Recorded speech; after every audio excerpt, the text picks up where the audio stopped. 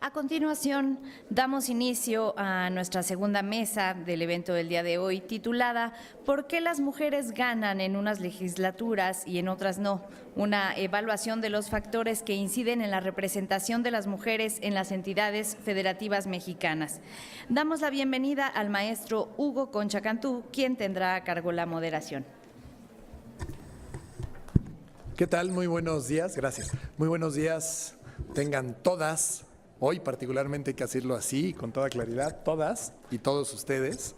Vamos a dar inicio a esta segunda mesa de este, pues la verdad, un tanto sui generis y muy importante evento respecto de la presentación de estas importantísimas bases de datos y artículos de interés académico relativos obviamente también al mismo tema.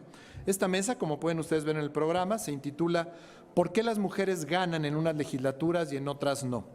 Una evaluación de los factores que inciden en la representación de las mujeres en las entidades federativas mexicanas. La verdad es que tomando en consideración los distintos, ¿cómo diría?, movimientos, reformas, sentencias que se han dado en el sistema electoral mexicano justamente con el tema de la paridad, el tener un análisis un poco más de fondo, fuerte, justamente sobre este tema, el por qué a final del día y a pesar o con todo lo que se ha hecho, las mujeres ganan o las mujeres muchas veces no ganan, no es simplemente un invento académico ni producto de la mera imaginación. Es una pregunta, me parece a mí, de la más rigurosa seriedad académica y es muy importante poder discutir justamente al respecto. Esta constituye, además, como saben ustedes, y es un poco la dinámica de estas muy bien pensadas y diseñadas mesas, constituye un poco el artículo, no un poco, constituye el artículo sobre el cual va a girar la discusión. Se trata de un artículo que escribió la maestra Georgina Flores Ivich, que me acompaña aquí a mano derecha, que es profesora investigadora adjunto en Flaxo, en la Facultad Latinoamericana de Ciencias Sociales, y profesora en la Universidad Panamericana y en la Facultad de Ciencias Políticas y Sociales de la UNAM, junto con mi muy querida organizadora de este evento, la doctora Flavia Freidenberg. Ellas dos escribieron este interesante y muy importante artículo, el cual entiendo que está a disposición del que quiera en la propia página del INE para su consulta. La dinámica de la mesa es que le voy a dar la palabra justamente a una de las autoras, a la maestra Georgina Flores Ivich, para después darle comentarios a mis otras dos estrellas de esta mesa que están del lado izquierdo. Tengo el gusto de tener aquí conmigo en la mesa a dos consejeras electorales. La maestra Adriana Favela, consejera electoral del INE, del Instituto Nacional Electoral. Bienvenida, Adriana, a esta, pues tu muy recurrente casa, porque vienes aquí muy a menudo. Y a la maestra Grisela Beatriz Rangel Juárez, quien es consejera electoral del Instituto Electoral y de Participación Ciudadana de Jalisco. Bienvenida, Griselda. Ellas, después de la presentación que haga Georgina, van a comentar. Cada una de ellas tendrá 15 minutos, primero para la presentación y después para sus comentarios. Terminando, repito, esto ya lo vieron en la primera mesa, terminando estos primeros 45 minutos, a grosso modo, se dará, abriré un espacio de 15 minutos para que puedan responder las preguntas, respuestas que ustedes nos hayan hecho llegar aquí a la mesa. Y pues con eso terminaríamos esta mesa. Siendo así, hago una breve presentación, primero de Georgina Flores Ivich, como ya lo dije, donde trabaja y es licenciada en Psicología por el Instituto Tecnológico de Sonora, maestra en Ciencias Sociales por la Facultad Latinoamericana de Ciencias Sociales y actualmente está estudiando el doctorado en Ciencia Política en la Universidad Nacional Autónoma de México, aquí en la UNAM. Ha participado en diversos proyectos de consultoría e investigación académica nacionales e internacionales, financiados por instituciones como Naciones Unidas, USAID, RAND Corporation, Fundación Telefónica, InMujeres y Flaxo, entre otras. Sus áreas de estudio son la relación entre medios de comunicación y democracia, comportamiento político y opinión pública y derechos humanos. Es profesora investigadora adjunto de Flaxo desde 2013, y desde 2003 imparte las clases de métodos cuantitativos de opinión pública en la Escuela de Comunicación de la Universidad Panamericana. Virginia, ahora sí acabé. Muchísimas gracias. Tenemos ya. Ok. Bueno, pues primero, muchísimas gracias a todos por asistir a este evento, a todas y todos por asistir a este evento. Como ya han mencionado, pues ha sido un trabajo arduo la construcción de estas bases de datos. Somos un equipo que ha trabajado muchísimo en la sistematización de estos datos. A cargo de la doctora Flavia Freidenberg, con quien además tuve el honor de escribir este artículo. Y como queríamos ver qué sigue después de la sistematización de estos datos y demás, nos preocupamos por generar una serie de artículos para responder a una serie de preguntas de investigación que a todos nos interesaban, ¿no? Y una de ellas es por qué en algunos estados hay más mujeres en las legislaturas que en otros, ¿no? Es una pregunta que intenta explicar cuáles son las razones por las que hay un crecimiento dispar, digamos, en la representación política de las mujeres a nivel subnacional. Como teníamos los datos, pues nos dedicamos a escribir este artículo y fue también una experiencia muy satisfactoria donde también aprendimos muchísimo y pues muchas gracias por todo. Entonces, esta gráfica no se va a alcanzar a ver muy bien, pero lo que tienen ahí son tienen 32 gráficas porque ahí se muestra cómo el crecimiento en los niveles de participación política de las mujeres es bastante dispar. O sea, hay diferencias importantes a nivel subnacional, lo cual justifica que nos preguntemos pues a qué se deben, ¿no? Destacan algunos casos como el caso de Baja California Sur, Ciudad de México, Guerrero, Nuevo León, Chiapas, que han tenido un crecimiento, digamos, más grande a lo largo del tiempo, ¿no? Nosotros en estas bases de datos tenemos la posibilidad de trabajar con un periodo de tiempo bastante amplio que va desde 1988 o 1990 en algunos casos hasta 2016. Por tanto, podemos registrar este tipo de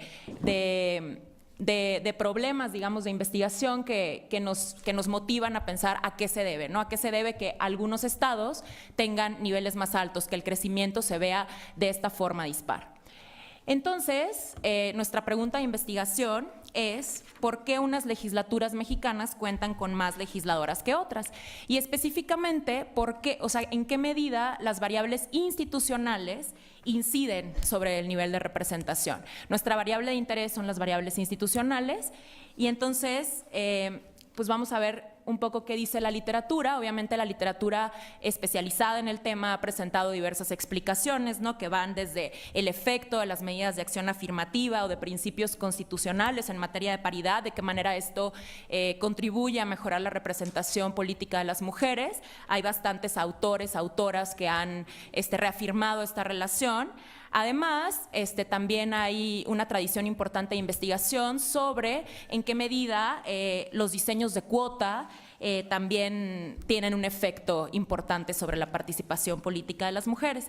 Pero también, pues, también otros estudiosos y estudiosas se han preguntado en qué medida el juez electoral juega un papel importante, ¿no? En la interpretación de estas normas y en la creación de reglas que no estaban escritas. Entonces, también se ha dicho que la actividad jurisdiccional de los organismos electorales puede funcionar como un instrumento efectivo para acompañar el control y la aplicación de las normas de género. Entonces, todo esto son hallazgos que la literatura especializada nos ha presentado. También están las variables económicas y las variables políticas, por supuesto, ¿no? Y entonces nosotros dijimos, bueno, nos interesa probar cuál es el efecto de las variables institucionales específicamente. Por eso nuestra hipótesis es que cuanto mayor sea el nivel de fortaleza del diseño electoral, medido a través del índice de fortaleza de cuota que en algún momento en 2016 la doctora Flavia Freidenberg con la doctora Mariana Caminotti presentaron y que posteriormente se actualizó con este proyecto a cargo de Raimundo, quien presentó anteriormente y que además él presenta una primera aproximación de cómo este diseño tiene relación con la participación con la representación política. Nosotros pensamos que cuanto mayor sea el nivel de fortaleza del diseño electoral, mayor será la representación política de las mujeres. Pero además nos propusimos probar otra hipótesis que tiene que ver con el activismo judicial en materia electoral, ¿no? En materia de igualdad política, en materia de igualdad política pro género. Entonces, nuestra variable dependiente en este estudio es el porcentaje de mujeres electas en el periodo 1988 a 2015 en las legislaturas estatales, utilizando una de las bases de datos de este proyecto que se titula Mujeres Electas, hashtag Mujeres Electas. Nuestra variable independiente de interés es el nivel de fortaleza del diseño de cuota, o sea, el diseño, la regla electoral, medido por este índice de fortaleza de cuota de género que como ya mencioné, ha recibido una importante actualización, revisando más de 126 cambios en la legislación electoral en 32 entidades federativas, que eso se dio precisamente en este proyecto, ¿no?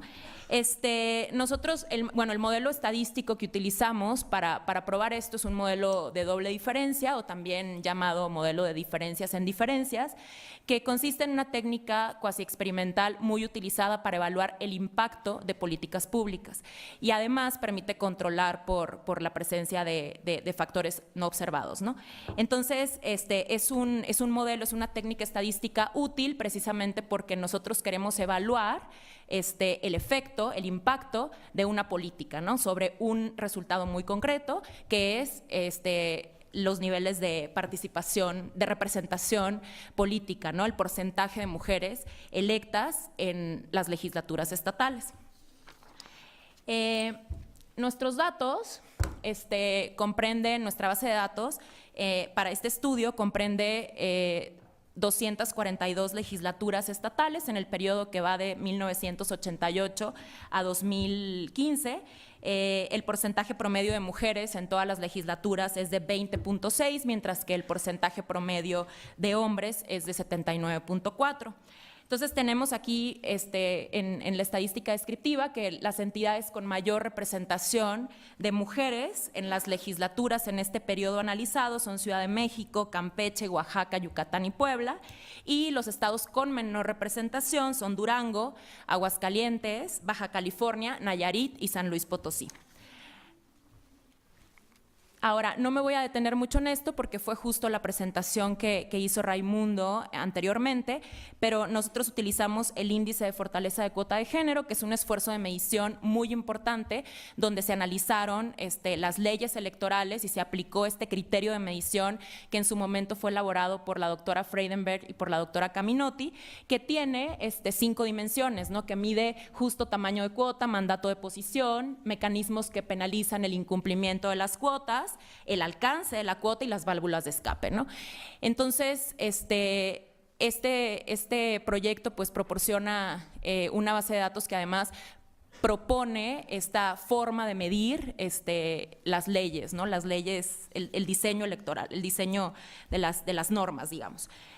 Además, nosotros construimos una variable adicional de activismo judicial con el número acumulado de sentencias pro género en la Sala Superior y la Sala Regional del Tribunal Electoral del Poder Judicial de la Federación. Así como también la jurisprudencia relevante en la materia, ¿no? Aquí nosotros no realizamos un análisis de contenido de sentencias, únicamente utilizamos el número, ¿no?, de sentencias, el número acumulado de sentencias pro género. Por supuesto que esto, la medición en este caso podría mejorar, ¿no?, habría que decirlo, ¿no?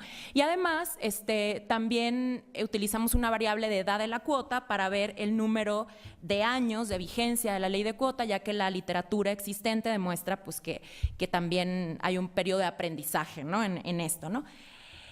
Para ello pues utilizamos otra base de datos del proyecto que se llama Mujeres en las Normas y controlamos en este modelo por variables de desarrollo económico, específicamente el nivel de marginación medido por el índice de marginación que elabora el Consejo Nacional de Población, y además con variables políticas como la alternancia, ¿no?, porque en los estudios subnacionales la variable alternancia ha sido vista como un proxy, digamos, de democratización, ¿no? Entonces, antes de pasar a los resultados de este modelo propiamente, me gustaría mostrarles este scatter plot, donde cruzamos, no se ve claramente, pero bueno, les voy a platicar de qué va, donde cruzamos justo el índice de fortaleza de cuota del que ya les platiqué anteriormente y el porcentaje de mujeres en las legislaturas, ¿no? Entonces podemos ubicar los cuadrantes y es una gráfica, digamos, muy ilustrativa acerca de cómo se han ido presentando todas las legislaturas en distintos años de los distintos estados en cada uno de los diferentes cuadrantes, ¿no? O sea, qué niveles han tenido de porcentaje de mujeres en las legislaturas, qué puntuación han obtenido en el índice de fortaleza de cuota por legislatura, y esto nos permite evaluar, digamos, en qué medida cada una de estas legislaturas han ido modificando, ¿no?, su postura. Y aquí están los resultados de nuestro modelo estadístico. En este caso, las variables significativas son la fortaleza de cuota, el índice de fortaleza de cuota, la alternancia política, la edad de la cuota y la marginación no resultaron ser variables significativas para explicar los porcentajes de mujeres en las legislaturas estatales. En esta gráfica lo que muestra es todas aquellas variables cuyo intervalo no pasa por cero, por la línea vertical, son las variables significativas. Entonces, a la derecha podemos ver el impacto positivo, a la izquierda veríamos el impacto negativo de ser el caso. La fortaleza de cuota, la alternancia tienen un efecto positivo sobre la representación política de las mujeres, sobre el porcentaje de mujeres electas, ¿no?, en las legislaturas estatales. Ahora, ¿qué entidades federativas son las que gozan de mayor representación descriptiva de las mujeres? Pues aquellas que cuentan con un diseño de reglas electorales fuerte, de corte paritario, con fórmula completa, mandato de posición claro y fijo, ausencia de válvulas de escape y sanciones fuertes. Tengo que aclarar que la variable de activismo judicial no resultó ser una variable significativa en nuestro modelo. Ahora, nosotros atribuimos esto también a una cuestión de la medición, o sea, necesitamos hacer un análisis más detallado de las sentencias, un análisis de contenido, crear una forma de medir en qué medida estas sentencias son, digamos, más protectoras o no, o sea, hacer como algún índice en términos de argumentación jurídica y demás. No basta con el número acumulado, sin embargo, esa es una primera aproximación que intenta poner sobre la lupa la importancia del activismo judicial, ¿no? Ahora, pues el nivel de fortaleza del diseño de las reglas electorales de género es una variable significativa para explicar la representación política de las mujeres, pero tendríamos que decir que el resultado pues es no menor, ¿no? Es importante porque cuando este índice de fortaleza de género, que sí incluye, ¿no?, esta medición sistemática de las leyes, ¿no?, que ya se presentó en la mesa anterior, cuando este índice pasa del valor mínimo al máximo, o sea, cuando alcanza su máximo nivel, ¿no?, que es 5, la variable dependiente, o sea, el porcentaje de mujeres en los congresos aumenta cerca de 25 puntos porcentuales, ¿no? Y no es un hallazgo menor. Estos resultados pues son consistentes con estudios previos, ¿no? Y además el control efectivo del cumplimiento de esas normas medido con el número acumulado de sentencias pro género y la edad de la cuota, esas sí no resultaron significativas para explicar el porcentaje de mujeres en las legislaturas estatales. Ahora, esto muestra la importancia del diseño de la medida de acción afirmativa, y dan soporte a la hipótesis del efecto de las respuestas institucionales normativas y el efecto, ¿no?, que tiene sobre la representación política de las mujeres. Ahora, esto por supuesto supone también retos metodológicos que tendríamos que tomar en cuenta, sobre todo si este proyecto seguirá actualizándose y demás, que es justo construir esta medida de las sentencias, esta medida más, digamos, sistemática para poder evaluar el efecto de las sentencias pro género en la representación política de las mujeres, como ya decía anteriormente, análisis de contenido de sentencias para crear un índice de argumentación jurídica y demás, ¿no? Ahí el asunto de la medición de estas sentencias es una cosa importante que pongo sobre la mesa, ¿no? Y sobre todo que a mí me parece también muy, muy satisfactorio participar en este proyecto, porque además todo como que ha tenido como mucha continuidad. Nosotros evaluamos en el artículo anterior, Raimundo nos habla de una relación entre este índice y aquí probamos que en efecto esa relación existe, probamos con una técnica estadística, digamos, más adecuada, ¿no? para medir impacto, ¿no? de una política pública en general. Y así todos los artículos de este libro presentan hallazgos muy importantes y pues nada, o sea, los invito a que lo consulten cuando esté listo y pues por mi parte es todo. Muchísimas gracias.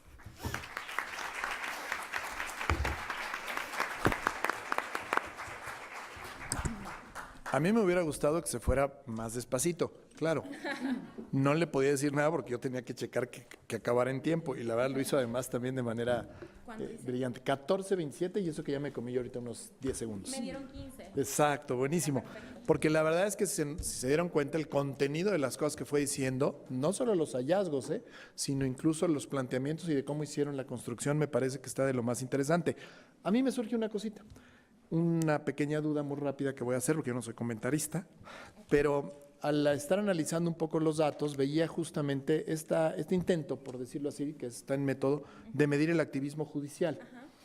Y a mí se me ocurría que quizá la manera de medir el activismo judicial, y luego sí lo vi en los retos, es no tanto ver el número de sentencias en cada entidad o que repercuten directamente en cada entidad y acumulativo de casos, porque la verdad es que cada caso tiene también tal cantidad de variables, sino ver en todo caso las sentencias más representativas del tema de la sala superior, o quizá también a lo mejor de algún otro órgano, pero sobre todo esas, y de la manera en que se vuelven justamente como referentes, ¿no? Ejemplares, digamos, que producen efectos que al mismo tiempo es otra forma de medir el activismo judicial. Entonces me parecía que se unía muy bien con lo que ponías de reto al final, ¿no? Perdón. Metí mi cuchara. Es que me he metido mucho en cosas judiciales, así que pues, por eso se me ocurría. Muy bien, perdón, ya me callo. Ahora le doy la palabra de manera formal a nuestra primera comentarista, que es la maestra Griselda Beatriz Rangel Juárez. Griselda es licenciada en Derecho por la Universidad de Guadalajara, maestra en Derecho con enfoque en la docencia y la investigación por la Universidad Autónoma de México, maestra en Derecho Electoral por el Instituto Prisciliano Sánchez del Tribunal Electoral del Poder Judicial del Estado de Jalisco. Ha cursado diversos diplomados en Derecho Electoral y Análisis Político. Griselda también formó parte del Servicio Profesional Electoral del Instituto Electoral del Distrito Federal como secretaria técnica jurídica de Consejo Distrital.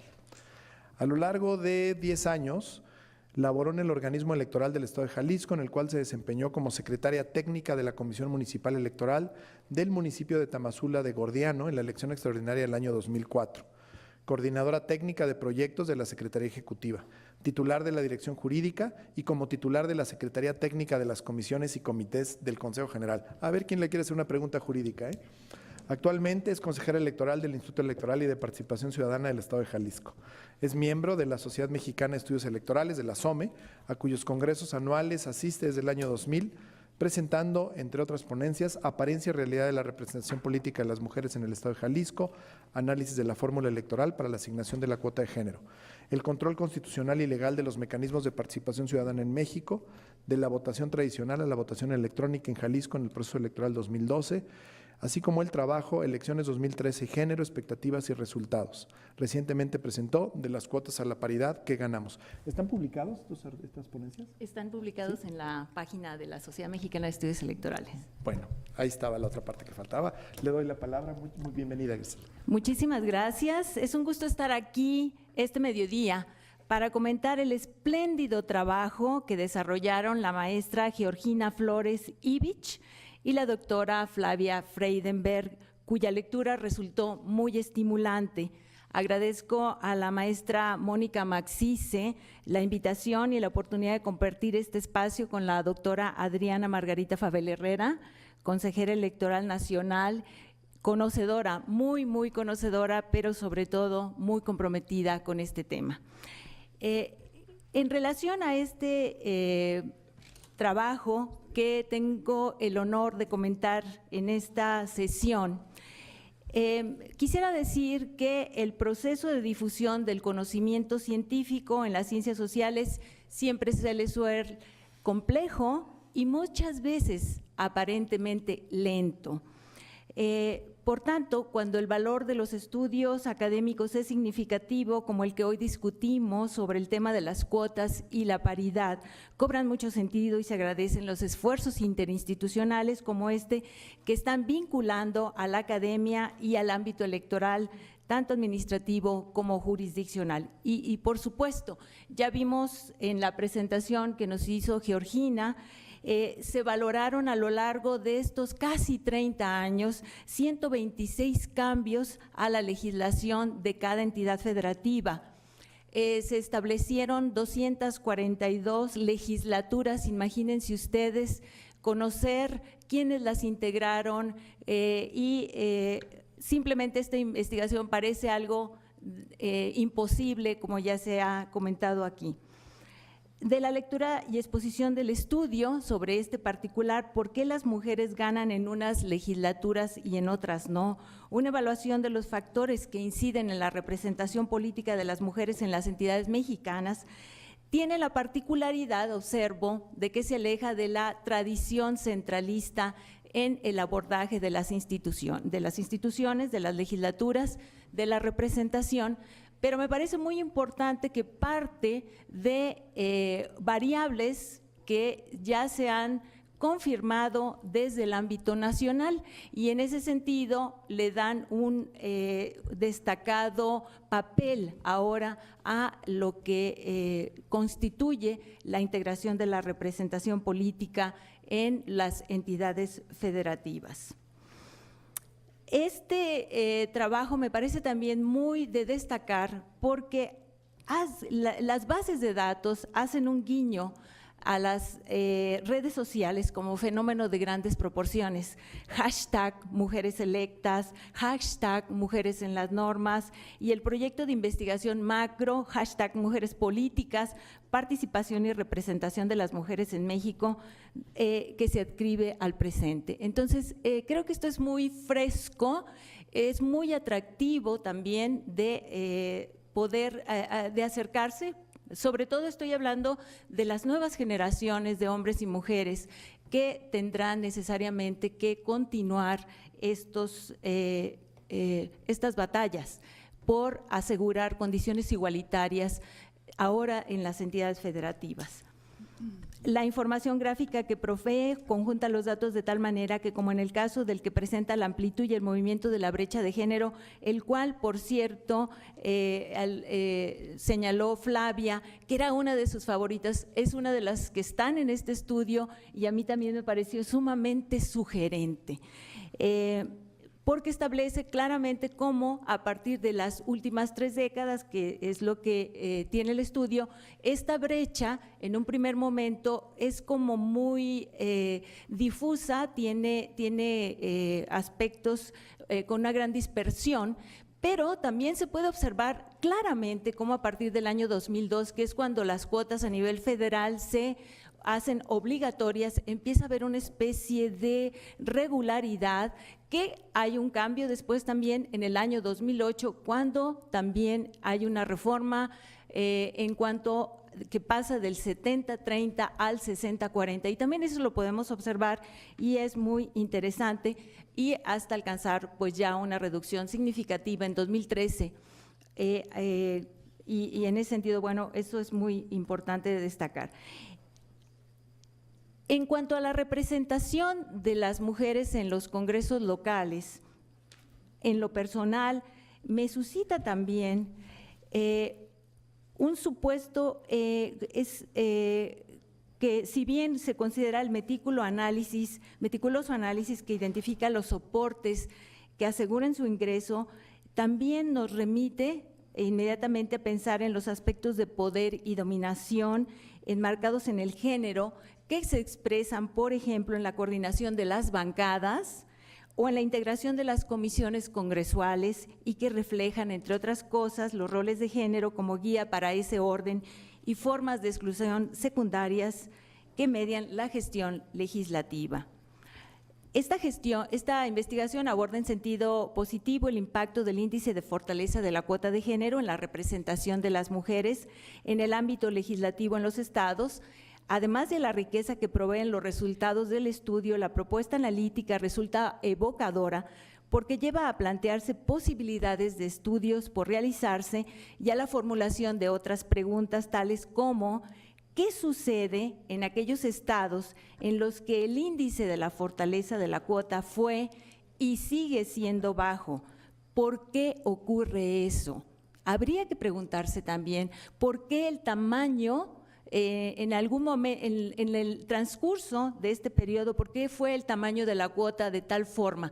Y recuerdo Jalisco. En Jalisco nunca hubo la cuota 70-30 en las postulaciones de mayoría relativa. Siempre fue única y exclusivamente en representación proporcional. El mandato de posición, es decir, ¿por qué en algunos hay un mandato explícito que no nada más se refiere a la representación o a la oportunidad de participar simbólicamente? ¿Cuáles son esas sanciones?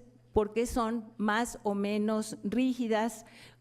¿Cómo es el alcance y cuáles son lo que se ha llamado aquí las válvulas de escape? Y que, bueno, pues hoy tenemos también una circunstancia que cuando no hay válvulas de escape, pues entonces estaríamos apuntando un crecimiento de la violencia política de género. Para María Antonia Martínez y Antonio Garrido, en su texto de la política de la presencia, la política de la diferencia, la representación de las mujeres en 4 parlamentos nacionales, entre ellos el de México, pero también Chile, Argentina y Uruguay, quisiera destacar que estos autores señalan que la política de cuotas, según diversas propuestas académicas, fue fruto de la confluencia de la movilización transpartidaria de las mujeres entre los distintos partidos latinoamericanos, del crecimiento de apoyo de las redes internacionales y de la propia presión de las organizaciones feministas y las femocracias institucionalizadas, así las llama, en los diferentes gobiernos.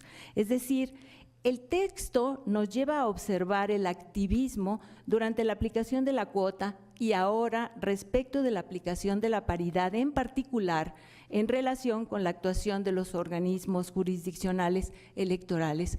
Yo quisiera destacar que hoy en día la posibilidad de que los organismos públicos electorales locales estén integrados en forma paritaria ha hecho una diferencia. Aquí está la consejera Favela, que puede constatar, yo quisiera reconocer ese esfuerzo, porque hoy podemos hablar también de un activismo de los organismos públicos electorales locales que están incidiendo y, como dicen en el lenguaje deportivo, poniéndole la pelota al árbitro jurisdiccional para que meta los goles y podamos profundizar con mayor rapidez estos necesarios cambios que están en la agenda pública. Pero sin duda reconozco que los organismos jurisdiccionales han sido fundamentales, y aquí sí yo quiero decir que sí es necesario que el estudio profundice de manera más cualitativa, o sea, en futuros estudios de una forma más cualitativa, porque sin duda alguna hubo un cambio de época con la sentencia 12.624 y con otras sentencias que ponen precisamente el punto en la I. Y les voy a contar una historia muy rápidamente. En el estado de Jalisco, la armonización de la paridad en el año 2014 por el Congreso local estableció una excepción muy particular, puso en la redacción que la paridad se exceptuaba de las presidencias municipales, así, claramente, sin ambajes. Y a partir de este precedente, desde el Instituto Electoral, con la vinculación con las organizaciones de la sociedad civil, con las mujeres de los partidos políticos, iniciamos una campaña para visibilizar en primer lugar esa barrera discriminatoria y segundo, empezamos a trabajar la idea de que las jurisprudencias sobre todo las 6 y las 7 del año 2015, las íbamos a aplicar sí o sí, y que más les valía hacer la reforma constitucional a ese precepto, y hoy en día tenemos la paridad horizontal en el estado de Jalisco en presidencias municipales. Entonces, creo que por supuesto que es muy importante el papel que tienen las jurisprudencias y los precedentes del Tribunal Electoral del Poder Judicial de la Federación, y en ese sentido considero que si hay un activismo, lo que pasa es que hay que hacer un análisis desde otro ángulo. Me pregunto también qué revelaría entonces un estudio sobre la operación de la paridad en torno a la altamente subrepresentada participación política de las mujeres en el ámbito municipal, particularmente al frente de presidencias. Sin duda, el tema de las presidencias municipales pues es una gestión cualitativamente diferente a la legislativa, ejecutiva, más próxima a la ciudadanía, más visible y autónoma. Y la pregunta sería, ¿qué está pasando ahí? ¿Cómo se expresaron las resistencias legislativas y de otros órdenes a la paridad horizontal y cómo se trascendieron si lo hicieron? Por otra parte, en este proceso electoral en curso, llama la atención la creciente postulación de candidaturas independientes, cuyos impactos en las posibilidades de incorporación paritaria de las mujeres a los diversos órganos de gobierno habrá que observar y tener en cuenta. Por lo tanto, bueno, pues seguimos teniendo una posibilidad muy amplia de colaboración entre la academia y las instituciones electorales. Me parece que, como lo dijo, muy bien lo dijo Flavia, pues se vale opinar, cualquiera puede opinar, pero no se trata de eso, se trata de partir de datos duros que nos permitan la toma de decisiones y la implementación de políticas públicas que realmente constituyan una forma de visibilizar la todavía aún pendiente igualdad sustantiva en nuestro país. Bien, pues bajo esta idea quiero cerrar diciendo que para nosotros estos estudios resignifican nuestra labor porque nuestro trabajo es, las tareas son a veces de tal magnitud que no tenemos suficiente tiempo para hacer estas reflexiones, de tal manera que creo que estas iluminan nuestro camino sin duda y nos hace conscientes de dónde estamos, poniendo sobre la mesa un conjunto de elementos que nos permiten pensar en última instancia en el impacto del quehacer institucional y parainstitucional en la creación, cuidado y vigilancia de normas y su aplicación que ayudarán a generar, como he dicho, escenarios de mayor o menor inclusión. Felicito muy sinceramente a las autoras y pues muchas gracias por su atención.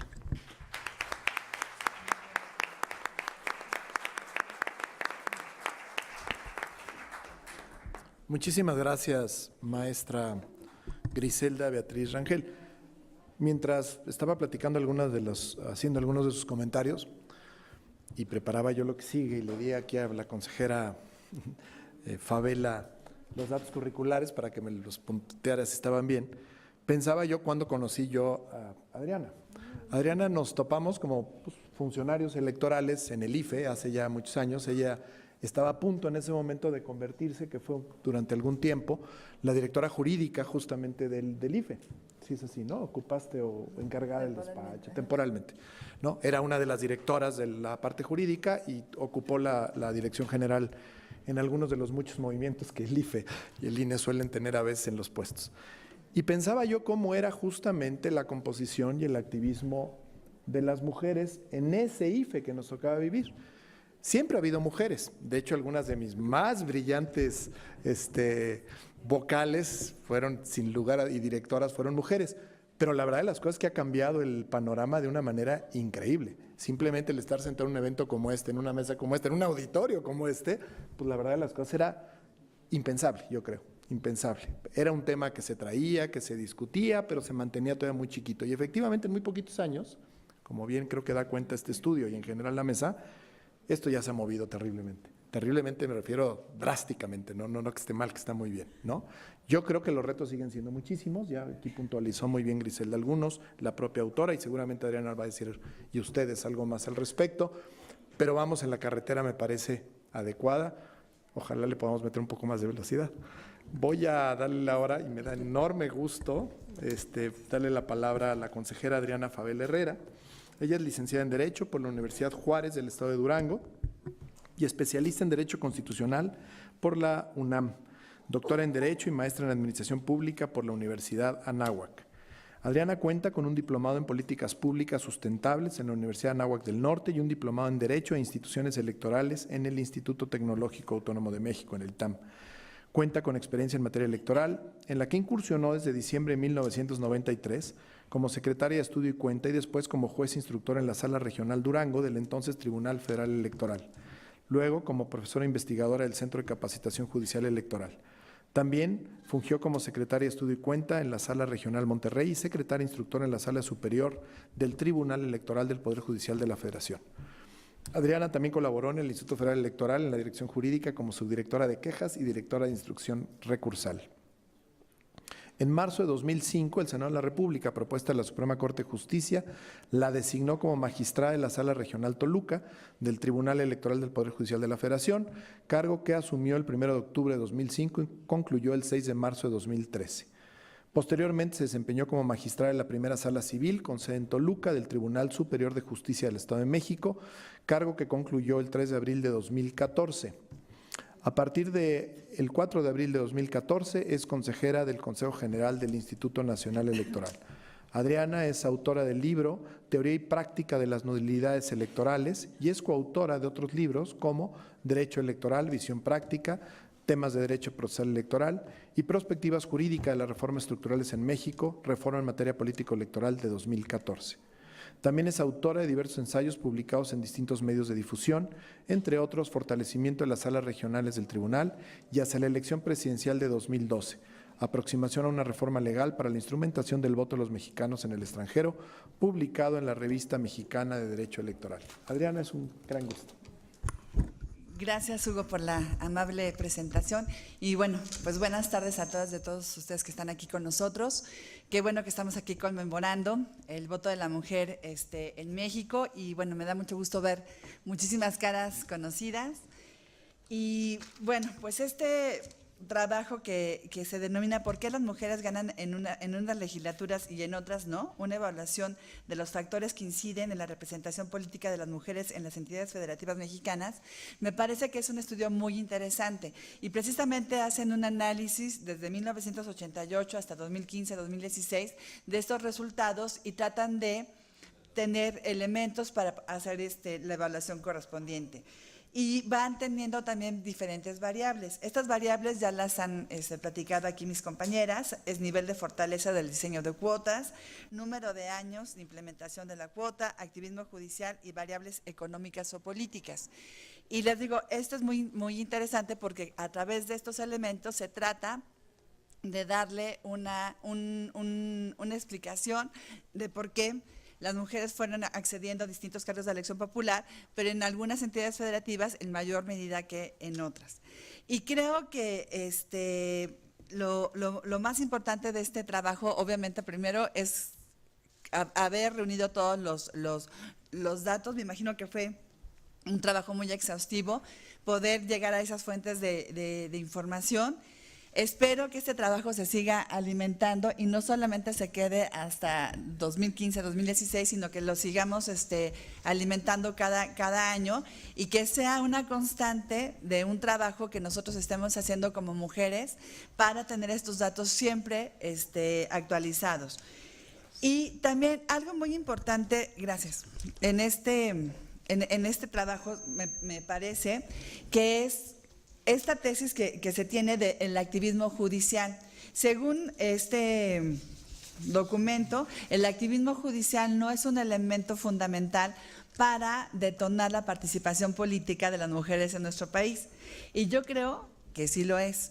Y precisamente ya Betty hablaba de una sentencia que es muy importante, y aquí tenemos a una de las actoras de este juicio ciudadano, Marta Tagle, que a partir de esa sentencia 12624 de 2011 es cuando se marca una pauta muy importante por la Sala Superior del Tribunal Electoral del Poder Judicial de la Federación de la manera en que se deben de cumplir las cuotas de género en aquel entonces.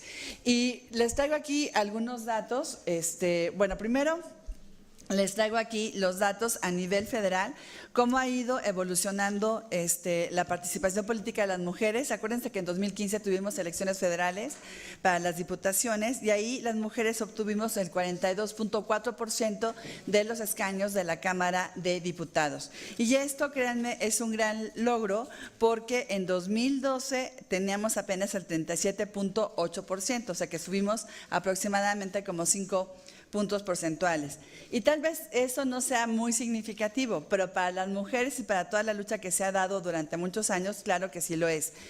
Y algo también que tenemos que ir modificando es también la manera en que se va implementando la paridad. Y yo aquí lo ubicaría en esta cuestión de nivel de fortaleza del diseño de las cuotas, porque ahora ya no tenemos cuotas en México, ya dejamos atrás aquellas cuotas del 30-70 o del 40-60% que teníamos años atrás. Ahora todo el país se rige por la paridad de género en las candidaturas, pero ¿cuál es la diferencia de por qué en algunas entidades federativas las mujeres acceden a un mayor número de cargos de elección popular que en algunos otros estados? Esa es la gran pregunta. Y yo seguiría con los mismos elementos que ustedes han puesto aquí en su trabajo. Y yo les diría, dependiendo de la manera en que se implementan el principio de la paridad de género en cada entidad federativa. Y aquí también aprovecho para decirles que es muy importante, sobre todo a mis consejeras de los soples, que vayan ya emitiendo los lineamientos para el cumplimiento de la paridad de género en sus entidades federativas. Ya tienen algunas guías como los lineamientos del estado de Tabasco, hay otros lineamientos del estado de Coahuila que son muy interesantes y tengo entendido que algunos estados ya han ido avanzando en este tema. Por favor, no lo dejen, porque la meta tiene que ser que a partir de que iniciaron los procesos electorales, hasta antes de que se registren las candidaturas, si se puede, nosotros ya tener que ir avanzando en en las impugnaciones a nivel judicial, para entonces ya saber cuáles son los lineamientos que van a quedar fijos. ¿Y por qué lo digo esto? Porque, por ejemplo, nosotros en el INE tendremos que emitir algunos lineamientos en el sentido de cómo se tienen que encabezar las listas de representación proporcional. En 2015, la mayoría de los partidos políticos encabezaron sus listas con hombres, y eso ya de entrada le dio obviamente oportunidad a los varones de acceder a mayores cargos de elección popular por representación proporcional. Entonces yo diría, de las 5 listas de representación proporcional, por lo menos tendríamos que exigir que 2 listas sean encabezadas por mujeres, por cada partido político, para que entonces un mayor número de mujeres puedan acceder. Y con esta única propuesta podremos mínimo garantizar 5 mujeres más en cada legislatura. Eso nada más se los pongo como un ejemplo. Ahora, aquí, para poder sustentar mi teoría de que sí es importante la intervención o el activismo judicial, vean cómo en esta gráfica teníamos ya la cuota de género, si no mal recuerdo, vigente del 60-40 desde 2006, 2007, o 2008, no recuerdo bien el número, pero en 2009 apenas alcanzó un 27.60% de mujeres. Y acuérdense del lamentable caso de las Juanitas, que además ese asunto no era el primero que se daba, fue el más notorio en nuestro país, porque esa era una práctica que cotidianamente se utilizaba en cualquier cargo de elección popular, de postular mujeres como propietarias, que llegaran al cargo, que la asumieran y a los pocos días renunciaran a favor de sus suplentes hombres. Pero en 2009 sí se da mayor relevancia a este tema y hay una indignación de manera generalizada. Pero vean cómo esa misma cuota del 60-40, que también estaba vigente en el 2012, ya en el 2012 tenemos una participación de mujeres del 37.8%, o sea, 10 puntos porcentuales más. Y eso gracias a la sentencia 12624, porque precisamente este grupo de mujeres valientes va al Tribunal Electoral y le dice: quiero que me digas cómo se tiene que cumplir la cuota de género y que me aclares si aplica para todas las candidaturas de las diputaciones, ya sea de mayoría relativa, de representación proporcional, cómo tienen que estar integradas las fórmulas, toda una serie de pasos. Entonces vean cómo la misma cuota de género Sin una interpretación judicial, nos había dado cuando mucho un 27% de mujeres, pero ya con una interpretación judicial, ya con la claridad que nos dio la Sala Superior en esa sentencia, inmediatamente se eleva el número hasta un 10% más que en 2009. Entonces yo por eso sí insisto en que la intervención judicial obviamente sí es muy importante y tenemos que seguirla fomentando. Hay que tal vez buscar un modelo distinto de medición y esa interpretación judicial no solamente tampoco irla encasillando en el Tribunal Electoral del Poder Judicial de la Federación. La Suprema Corte de Justicia de la Nación también tiene importantes sentencias, por ejemplo, donde ha dicho la Corte, la paridad de género no solamente aplica en las diputaciones, porque así nada más dice el artículo 41 constitucional, sino dice también aplica en los cargos de los ayuntamientos. Sí, por lo menos que haya el mismo número en cada planilla de mujeres y hombres registrados como candidatos para participar. Entonces sí hay que retomar todos esos criterios que nos han ido dando luz y que obviamente van fortaleciendo lo que es la paridad. Ahora, donde sí tenemos que avanzar muchísimo sería en las elecciones para titulares del Poder Ejecutivo. En estos últimos años, 2015, 2016 y 2017, se han llevado a cabo elecciones en 24 entidades federativas. En todas han participado mujeres como candidatas. Inclusive tenemos entidades federativas donde hemos tenido hasta más de 3 candidatas, ¿sí? Pero solamente en un estado se ha logrado que la mujer acceda al cargo de elección popular, que es el estado de Sonora. Entonces aquí también tenemos que voltear a mirar de que no solamente importa la participación de las mujeres, sino también hay que dotar a esas mujeres, yo diría, de elementos suficientes para poder hacer una buena campaña electoral, contar con los recursos que se necesitan para sus campañas, tener acceso a radio y televisión, para que ellas también se puedan promover de una mejor manera y puedan llegar a esos cargos de elección popular, que hasta ahorita es contado el número de mujeres que han accedido a las gubernaturas o a la jefatura de gobierno de la Ciudad de México. Ahora, llegando otra vez a la integración de las legislaturas locales, yo lo que traigo aquí son los datos de las últimas elecciones, 2015, 2016 y 2017, cuando ya se aplica la paridad de género. Y aquí sí es muy importante, porque si vemos de manera global lo que ha sucedido en nuestro país estos últimos 3 años, donde ha habido elecciones en 31 entidades federativas para los congresos locales, podemos afirmar que ahora, a nivel global, tenemos un 25.76% de mujeres en los congresos locales de manera global. Obviamente hay entidades federativas donde el número de mujeres que han podido acceder a los cargos de elección popular en los congresos es mucho mayor. Aquí les traigo un cuadrito simplificado para que ustedes vean lo que ha sucedido en los últimos años. Por ejemplo, de menos de 1 al 19% ya no tenemos ninguna entidad federativa, ¿sí?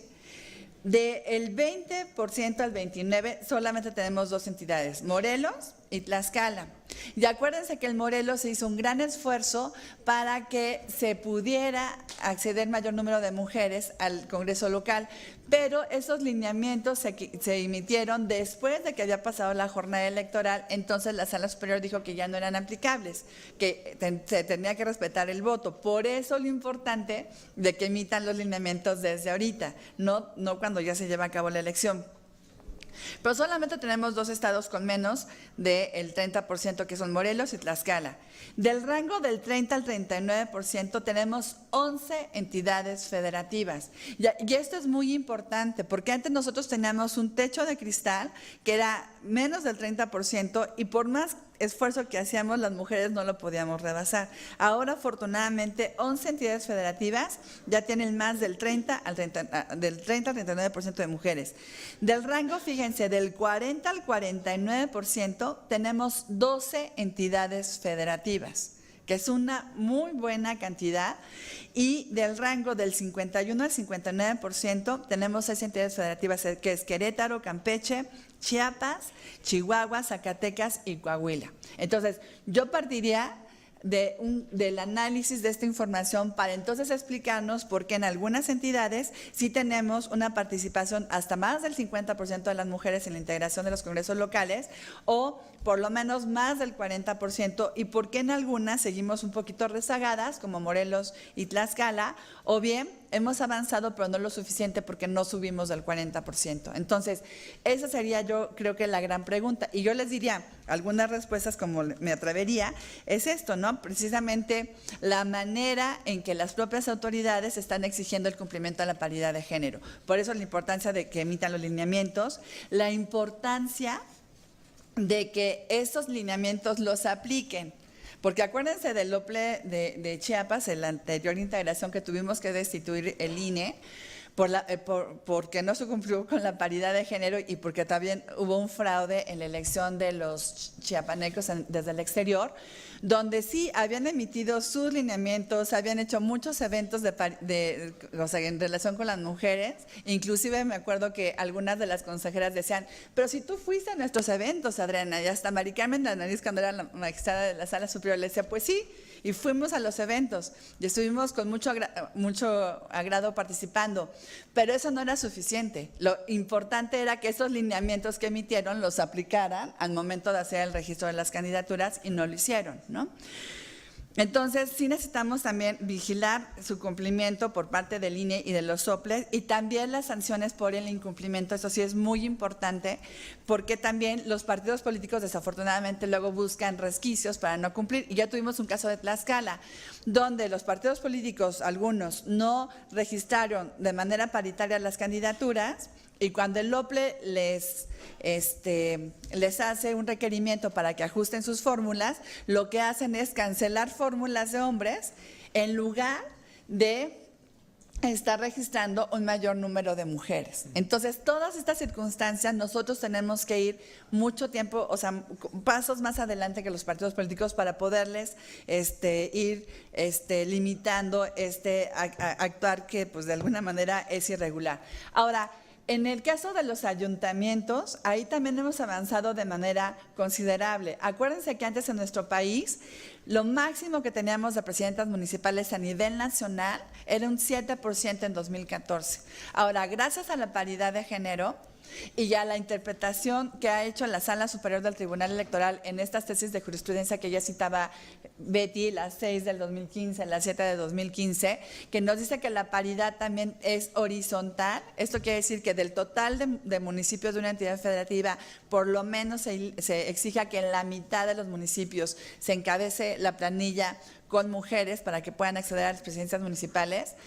Esa interpretación que hizo el Tribunal Electoral es muy importante, porque es precisamente lo que ha abierto la puerta a que se pueda ir avanzando en la representación de las mujeres a nivel de las presidencias municipales. Y ahora tenemos, fíjense, del 4%, ahora en 2017, contando 2015, 2016, 2017, donde ha habido 1,828 cargos de presidencias municipales y jefaturas delegacionales de la Ciudad de México, tenemos 359 mujeres encabezando esos cargos, que es el 19.63%. Vean cómo de 2014, que no teníamos la paridad de género, a 2017, subimos de un 7% a un 19.63%, o sea, más de 12 puntos porcentuales en menos de 3 años. Pero gracias, obviamente, a la interpretación jurisdiccional, a estas tesis de jurisprudencia, porque, como ya bien también lo dijo Betty, con independencia de que las entidades federativas quisieran legislar sobre la paridad horizontal para las presidencias municipales en sus entidades, eso era irrelevante. Tenías una jurisprudencia que tenías que darle cumplimiento y exigir que la mitad de las candidaturas de las presidencias municipales fueran asignadas a mujeres. Entonces, esos son los datos que también ahora nos falta, obviamente, pues estar revisando. Y lo mismo, tenemos algunos ayuntamientos o entidades federativas, por ejemplo, donde tenemos hasta el 50% que es Querétaro. Del 40 al 49%, por ejemplo, Baja California Sur y Baja California y Quintana Roo. Pero todavía tenemos algunas entidades federativas donde ni siquiera se llega a un 20% de mujeres. ¿no? Pero obviamente, bueno, sí es un avance en relación con 2014, pero lo tenemos que seguir fortaleciendo. Y máxime en el 2018, donde vamos a tener elecciones para más de 19,000 cargos de elección popular, y yo estoy contando a los ayuntamientos, no solamente por el ayuntamiento en sí, por el municipio, sino estoy contando las presidencias municipales, las sindicaturas, las regidurías que se tienen que elegir. Entonces, sí tenemos un trabajo muy fuerte que seguir haciendo. Y claro que les digo que la interpretación judicial, y ahí traía otros ejemplos, por ejemplo, o sea, de cómo es importante este tema, porque sí hay que dársele la notoriedad que realmente tiene. Entonces, a través de, vuelvo a repetir, de lo que ha hecho la Suprema Corte de Justicia de la Nación, lo que ha hecho el Tribunal Electoral del Poder Judicial de la Federación, se ha ido avanzando de manera muy importante en la manera de entender lo que es la paridad de género y cómo se puede propiciar la participación de las mujeres.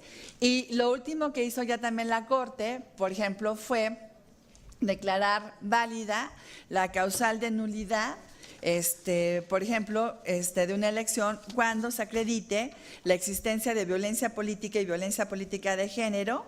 Y esto es un tema también muy importante, porque ahora las personas en los partidos políticos en la Ciudad de México tendrán que cuidar que en las elecciones no se cometa este tipo de circunstancias. Nada más recuerden que primero, a nivel constitucional, la Corte lo había invalidado ese precepto, pero por otras circunstancias, no tanto por el contenido del mismo, pero ese mismo precepto está contenido en la ley electoral a nivel local, y eso es lo que ya la Suprema Corte de Justicia de la Nación ya ha valido. Entonces, yo os invitaría a que volviéramos a reflexionar sobre este artículo que estamos presentando, porque me parece que los mismos elementos que se tomaron en cuenta los podemos aplicar ya a la paridad de género y darle también su justa dimensión al activismo judicial, porque desde mi punto de vista sí lo tiene, y es muy importante, sobre todo también reconocerlo.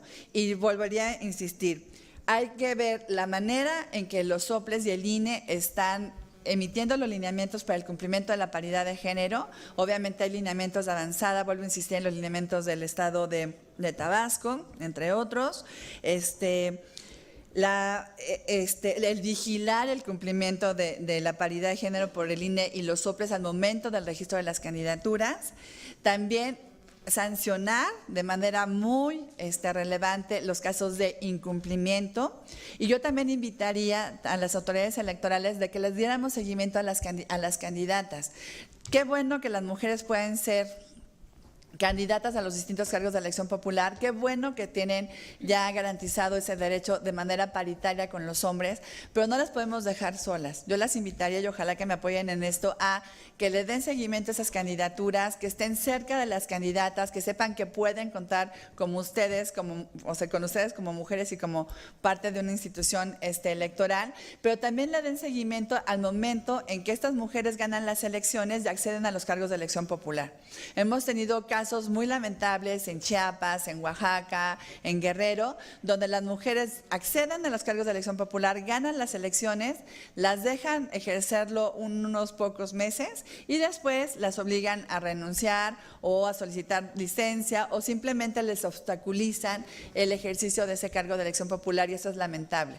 Pero les aseguro que si nosotros como autoridades electorales ponemos atención en esas circunstancias, mantenemos una red con esas mujeres que han sido registradas como candidatas y luego que son electas para ocupar los cargos de elección popular, esos casos tienen que disminuir, porque el problema es que las ven solas y obviamente, bueno, pues están desprotegidas. Entonces, yo les invitaría a que se sumen a ese esfuerzo, y pues gracias por toda la información que nos brindan en este importante documento, y gracias por su atención, y para mí es un placer estar aquí.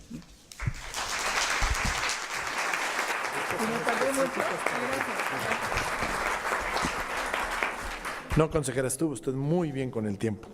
Bueno, voy a hacer lo siguiente, siguiendo puntualmente el muy buen manual de moderador que me hicieron llegar. Tengo ahora, dice el punto, para que no vayan, para que vean dónde queda mi interpretación. Al finalizar las 3 intervenciones, el moderador, su servidor, Abrirá un espacio de 15 minutos de preguntas y respuestas por parte del público asistente en el que tendrán la oportunidad de expresar sus inquietudes y de realizar preguntas a las personas integrantes del panel. Ok, ya llegaron un montón de preguntas. Muy poquitas traían dedicatoria específica, 2 a la consejera Favela, 1 a la consejera Griselda. Las demás son genéricas. Entonces, voy a hacer lo siguiente. Esto de ser moderador. Voy a leerlas para que las 3 participantes de la mesa tomen nota o de todas o de los temas que les interesen, porque a veces no se puede contestar todo, pero que a grosso modo, digamos, vean el tema y le puedan contestar. Una vez que lea esto, voy a hacer un comentario personal a nivel de la pregunta que yo también puedo hacer, y así les doy un poquito de tiempo para que vayan esbozando sus respuestas. Está bien, ¿no? Bien, y voy a poner el tiempo porque si no, ya conozco una güerita que anda por ahí que me va a empezar a decir que me pasé. Ok. A ver, primera, de Lorena Sánchez Cabrera. ¿Qué pasará con la cuota de género bajo la nueva figura de candidaturas independientes? ¿Esta figura será susceptible de analizarse bajo dicha regla? Paulina Mendoza Castillo. Es una realidad que la presencia política de las mujeres se ha incrementado, pero la otra realidad es que les permitan ejercer su cargo libres de violencia. Queremos espacios políticos, pero que dejen ejercerlos. ¿Cómo es posible que aumente en número y en ejercicio?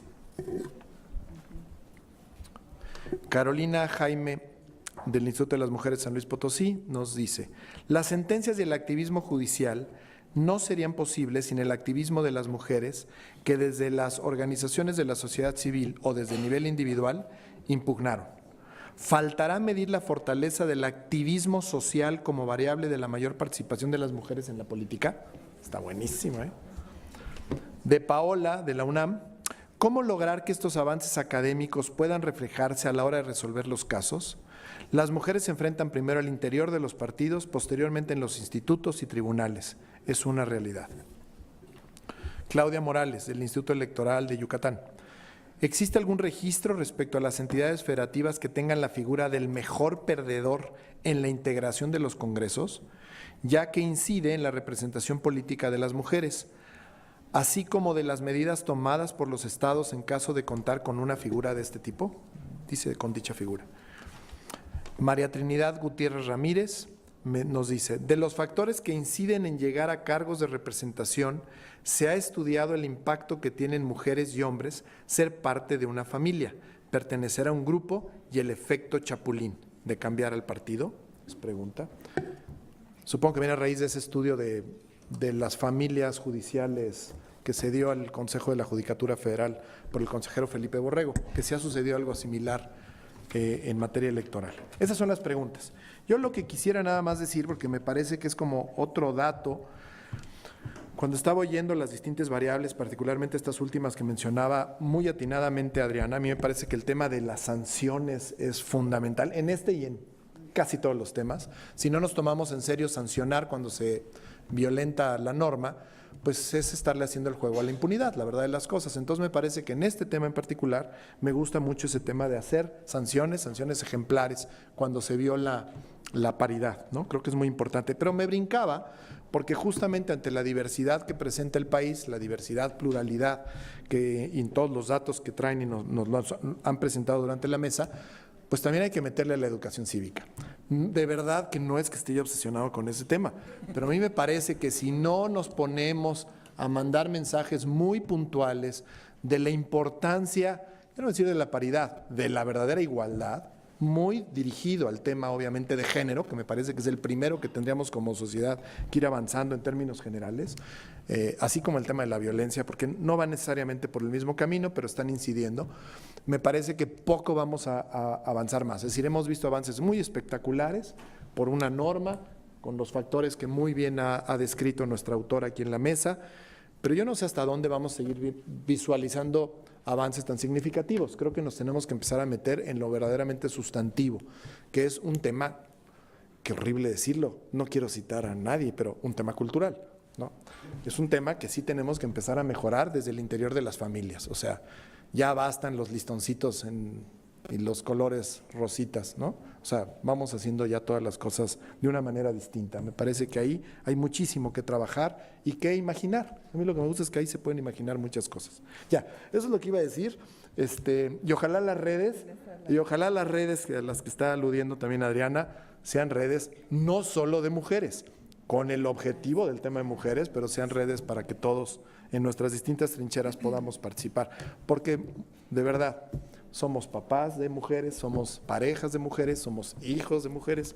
Entonces también, no todos, sé que no todos, pero sí hay muchos hombres que este tema nos parece fundamental, ¿sí?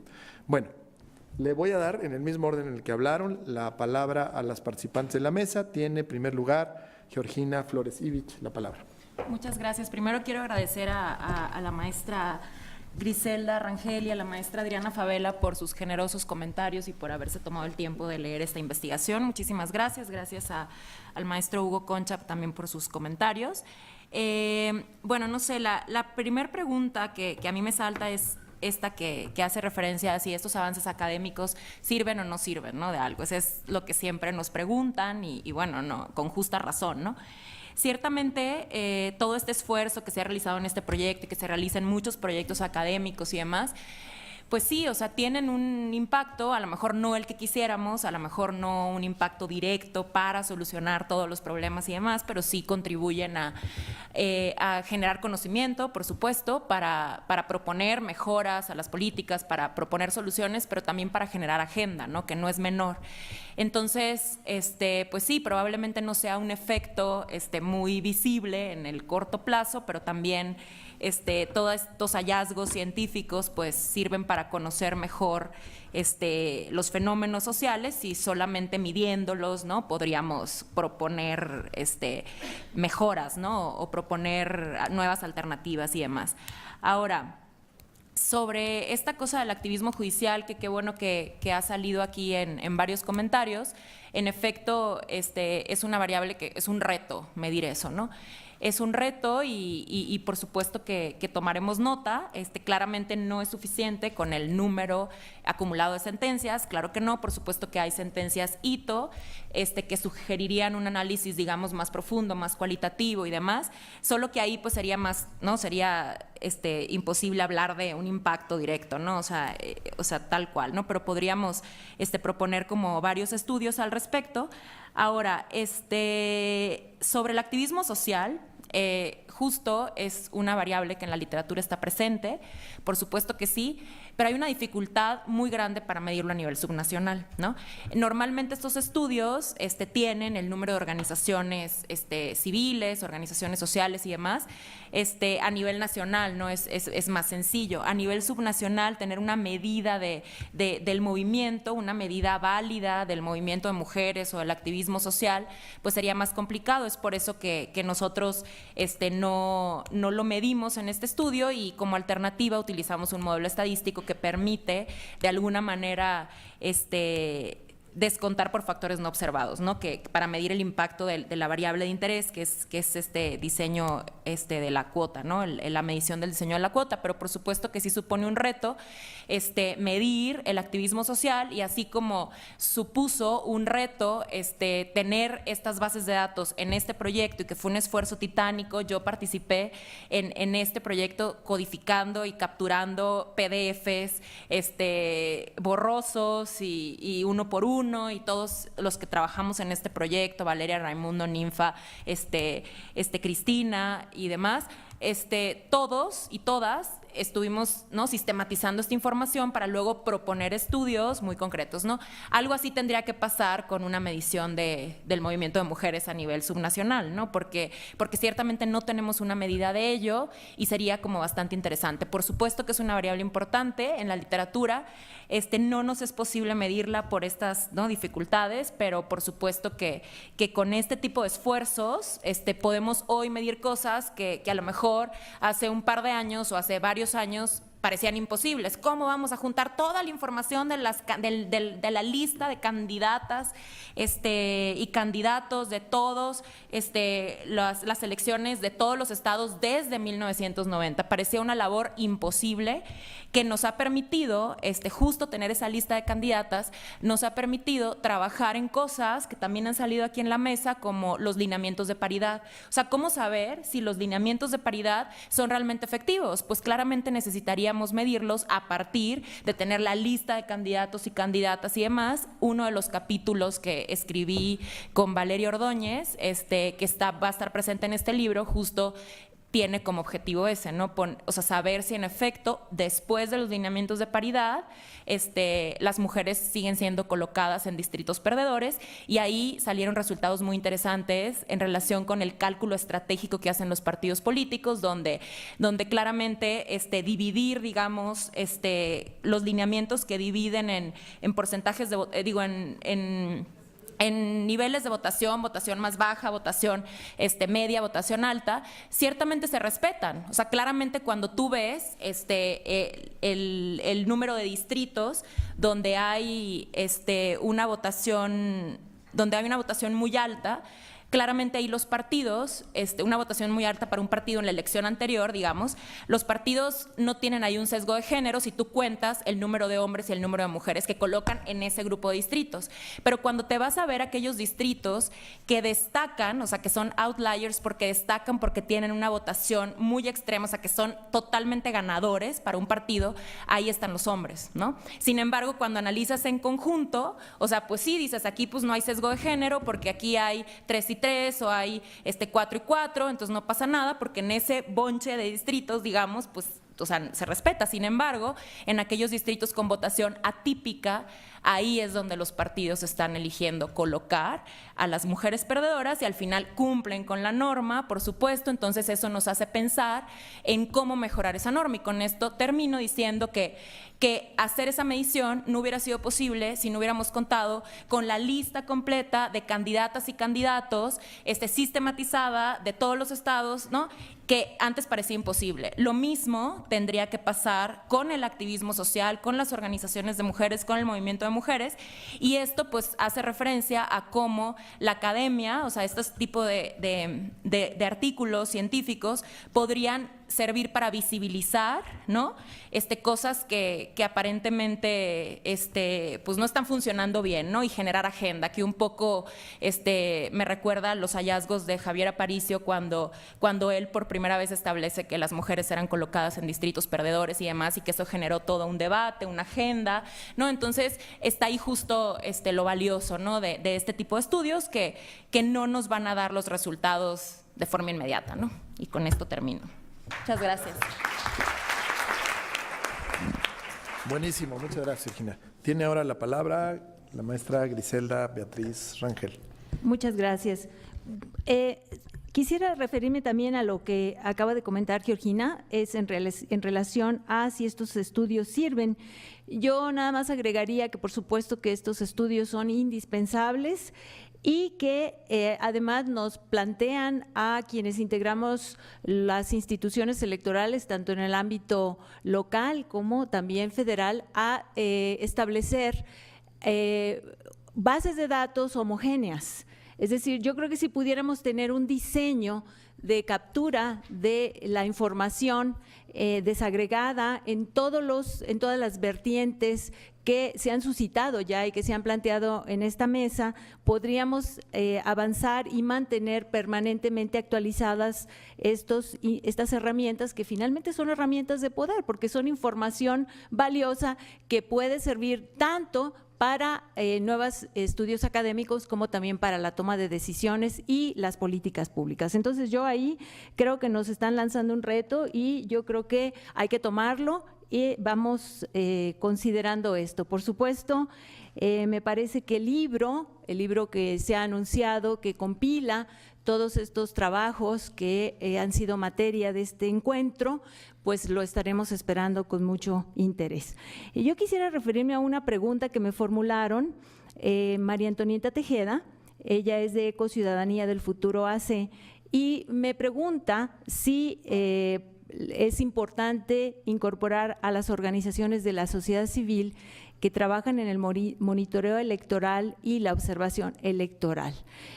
Bueno, pues creo que aquí ya se ha mencionado la relevancia que tiene el activismo desde las organizaciones de la sociedad civil, porque me parece que estas anteceden incluso a lo que fue en su momento la cuota, han estado detrás de lo que hoy es la paridad, ya lo decía la consejera Favela, finalmente quienes impulsaron la 12.624 fueron mujeres, activistas de mujeres en plural que ya consideraban que había que encontrar esa razón por la cual las mujeres siempre estaban subrepresentadas y con esta activismo y el apoyo de los propios tribunales pues logran finalmente descifrar que el tema era una válvula de escape que se escondía detrás del supuesto de que pues las mujeres no quedaban seleccionadas para ocupar las candidaturas de mayoría relativa por razón de que pues los procesos democráticos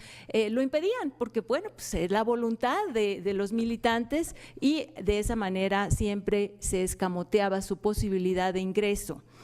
Entonces, bueno, pues creo que por supuesto que es muy importante, creo que habría que establecer algunos, digamos, algunos puntos de observación, yo diría, porque así lo estamos planteando también allá en Jalisco con las organizaciones de la sociedad civil. A ver, organizaciones, hay que observar cómo se aplican los recursos de las campañas electorales a las candidatas, cuál es la cobertura que se da en los medios de comunicación a candidatas y candidatos, qué lenguaje es el que se utiliza con candidatas y candidatos y cómo están los partidos observando que no sea de orden sexista y discriminador.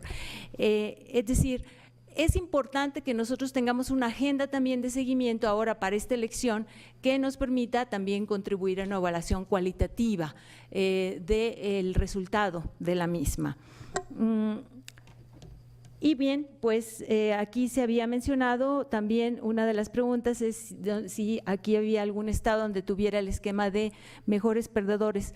En el estado de Jalisco tenemos ese esquema, hay el estado de Nuevo León que también lo tiene y que, bueno, pues por primera vez que se aplique este esquema con la paridad en el año 2014 para las diputaciones, resultó… creo, y habría que seguir observando, resultó favorable. ¿Por qué? Porque entraron mujeres que habían perdido por la vía de mayoría relativa a la integración de la lista de representación proporcional. Y eso favorece que hoy en Jalisco tengamos un 46% de representación de las mujeres en el Congreso local. Sin embargo, me parece que hay que seguir observando el impacto, como también tendremos que observar el impacto en el caso de las candidaturas independientes. A mí en lo personal me suscita una inquietud porque, bueno, en el caso de las listas de los ayuntamientos, o sea, las planillas, pues van en paridad vertical, pero ahí no podemos medir la horizontalidad. Y en el caso de las diputaciones, bueno, pues igual, son registros individuales y por lo menos hasta ahorita, falta que todavía pasen la prueba de las firmas, ¿verdad? La mayoría de los registros fueron de hombres. Entonces ahí hay un elemento, hay una cuestión que hay que darle seguimiento y eventualmente también establecer algún estudio al respecto. Muchas gracias.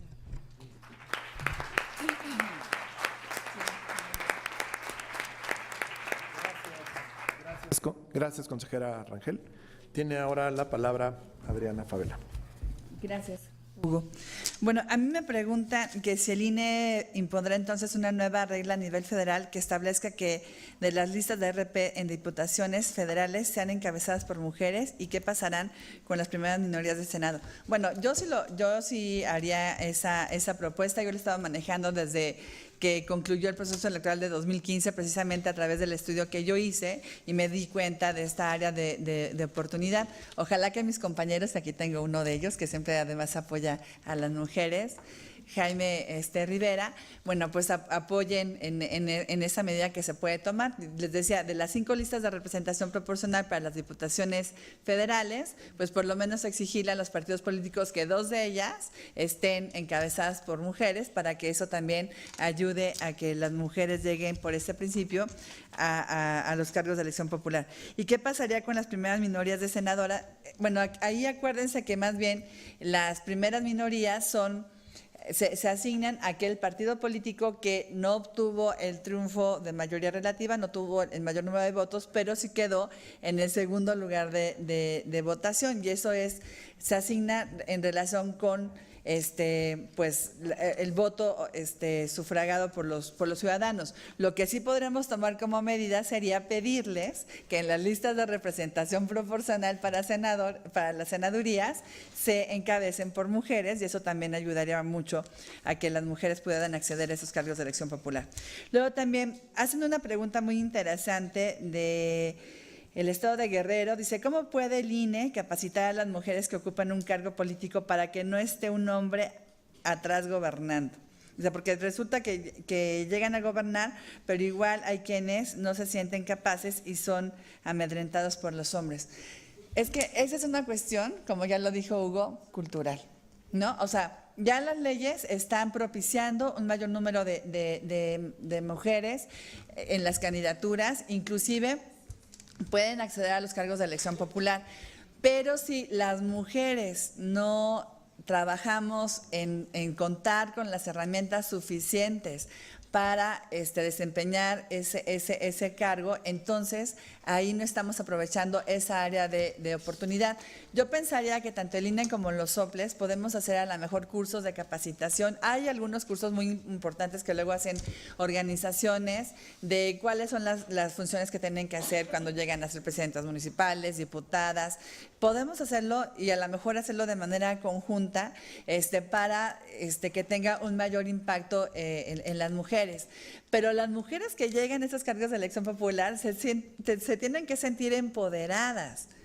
Sí, y por eso les decía yo de la importancia del acompañamiento de las instituciones electorales con las mujeres que son candidatas, porque ya están registradas. Y bueno, pero muchas veces no les dan el suficiente dinero para hacer sus campañas, los medios de comunicación no cubren las actividades que ellas realizan, entonces se sienten un poco desprotegidas. Pero si nosotros como autoridades las vamos acompañando, entonces esto puede cambiar, porque es una cuestión cultural, pero sí necesitan el apoyo, digo yo, de las autoridades electorales para que ellas se sientan más seguras. Y también para que cuando accedan al cargo de elección popular, si es que los beneficia el voto de los ciudadanos, entonces también ellas sean las que ejerzan ese cargo y no lo ejerzan los hombres. Si ustedes vieran, por ejemplo, fotografías de las tomas de protesta en el estado de Chiapas, cuando varias mujeres ganaron las presidencias municipales, era muy curioso porque salían los esposos con la constancia de mayoría, como si ellos hubieran ganado, y la mujer ganadora como diciendo, bueno, ¿ahora qué pasó? ¿Qué hago aquí? ¿No? Entonces, obviamente es una cuestión que tenemos que ir cambiando, pero es una tarea de todos, aunque suene muy trillado decirlo, pero tenemos que estar ahí las autoridades también para acompañar a esas mujeres en ese proceso tan importante, ¿no? Y también las mujeres tenemos que tener técnicas o tácticas para también hacernos escuchar. Que las mujeres incursionemos, por ejemplo, en los cargos públicos, tampoco es una tarea fácil, ¿sí? O sea, están dominados por los hombres, pero nosotros tenemos que tener ciertos elementos que nos ayuden a estar ahí incidiendo, ¿no? Entonces, cada quien tiene que buscar su zona de fortaleza. Yo, por ejemplo, les diré algo. Yo, como por mi formación jurisdiccional, entonces siempre estoy leyendo documentos, siempre estoy analizando, siempre estoy tomando los datos y todo. Entonces, eso creo que puede ser mi fortaleza dentro del órgano al que yo pertenezco. Y esas son cuestiones que uno tiene que ir haciendo. Entonces, pasa lo mismo también luego con nuestras consejeras electorales, ¿no? O sea, tienen que fortalecerse internamente para que su cargo lo desempeñen también de mejor manera, pero les digo, es una cuestión cultural y es entendible porque hemos estado tanto tiempo sometidas en esta cultura patriarcal que nos cuesta luego trabajo tomar nuestras propias decisiones, pero lo podemos hacer y creo que Hugo ha dado en el clavo, ¿no? O sea, qué bueno que ya tenemos todas estas oportunidades, pero sin una educación cívica, pues realmente no podemos llegar a mucho y sobre todo estamos desperdiciando que las mujeres somos la mayor parte de la población. Acuérdense que somos más de la mitad de la población en México, somos más de la mitad de las personas inscritas en la lista nominal de electores, somos las que más votamos en las elecciones, o sea, tenemos todo para ir hacia adelante y tener una mejor manera de convivencia, pero nos falta realmente ir por ello. Ahora, en relación con las candidaturas independientes, obviamente, bueno, pues no se puede exigir una cuota de género cuando son fórmulas de candidatos, por ejemplo, en las diputaciones. Sí, obviamente hay una paridad de género cuando se trata de las planillas para los ayuntamientos, la mitad tiene que ser mujeres y la mitad para los hombres, e inclusive ya la propia sala Guadalajara, ya en la interpretación de 2015 había dicho en el caso de Manuel Cloutier, que era un candidato independiente, que él podía encabezar la fórmula como propietario y una mujer como su suplente, porque en caso de que ganara la diputación, que además sí lo hizo, y él renunciaba por alguna circunstancia, entonces subiría una mujer y entonces estaría ahí cuidando la representación de las mujeres.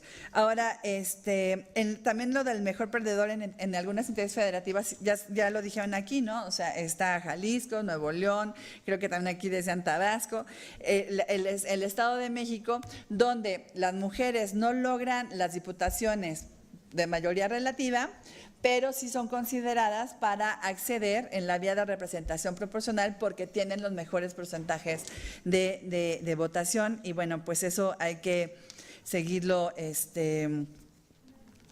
ahora sí que propiciando.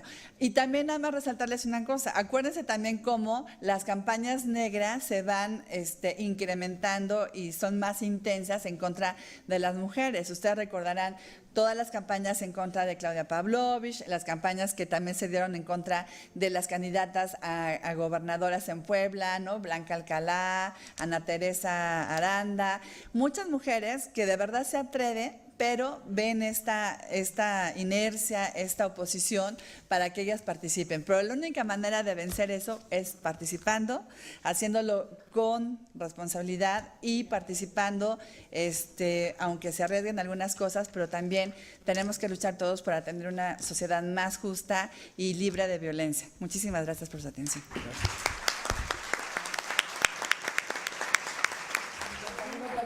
Muy bien, bueno, ya se nos super terminó el tiempo. Si sienten así presión de la atmósfera de aquel lado es porque ya la siguiente mesa está por iniciar. Es la mesa número 3, Democracia Interna, Reelección y Paridad, los desafíos de las elecciones mexicanas. Demos nada más un fuerte aplauso a los panelistas y muchas gracias a todos ustedes.